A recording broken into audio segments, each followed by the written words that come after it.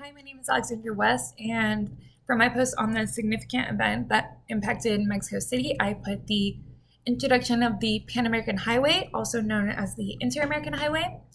The original idea was for a single route to connect the Western Hemisphere, so North and South American countries. It was conceived of in 1923 at the United States Fifth International Convention. And by 1973, Mexico and many other Western Hemisphere countries, including the United States and 12 other countries, signed the convention and agreed to the highway.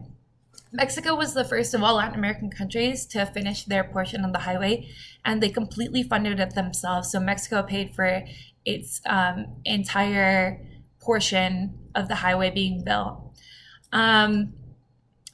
The highway made it possible for many people to begin migrating to Mexico City in search of better jobs, opportunity, and quality of life. And I think we can see how this has shaped the city today, as in 1950, so right when the highway had just been built, Mexico City was responsible for only one third of the manufacturing output.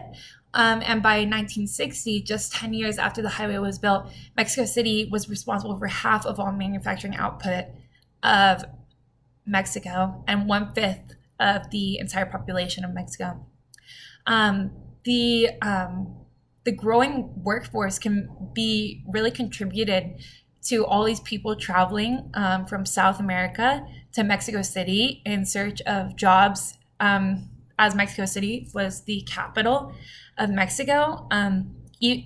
Today, the highway still stands from Nuevo Laredo, Mexico to Panama City, Panama, ranging 3,350 miles, with the exception of the Darien Gap between Panama and Colombia. And the portion of the highway traveling through Mexico City, one of its major destinations and stops, is referred to as Mexican Federal Highway 190. In terms of shaping the city, I think we can see why Mexico City became so large and so densely populated, as it was the place to go in search of jobs and opportunities, as so much of so much production was being protected by Mexican policies, and Mexico City was one of its major beneficiaries, as creating products in Mexico domestically was protected by many taxes and tariffs, as opposed to importing from other countries. And so, with this large workforce, there was many opportunities to create so many jobs. And I think this is where we can start to see social and cultural norms that we now have for Mexican people. My mom moved from Mexico to the United States in search of better jobs, better opportunities.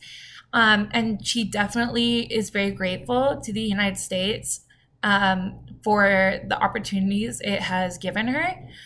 She is also by far the hardest working person I've ever met.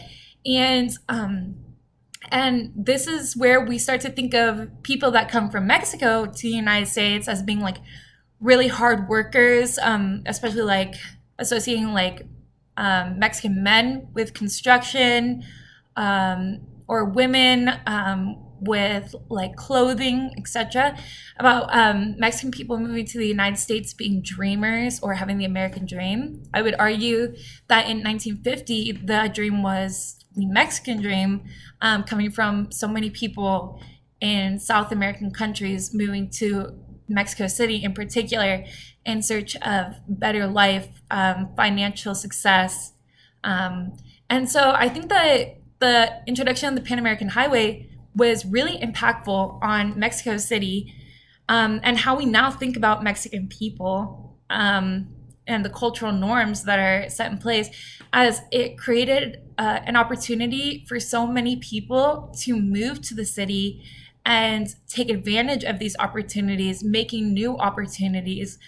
And so we can really see how not only Mexico became so big, but how it became such a thriving city, especially in terms of production and jobs, and like a bustling city where so much goes on. Um, and so, yeah, thank you.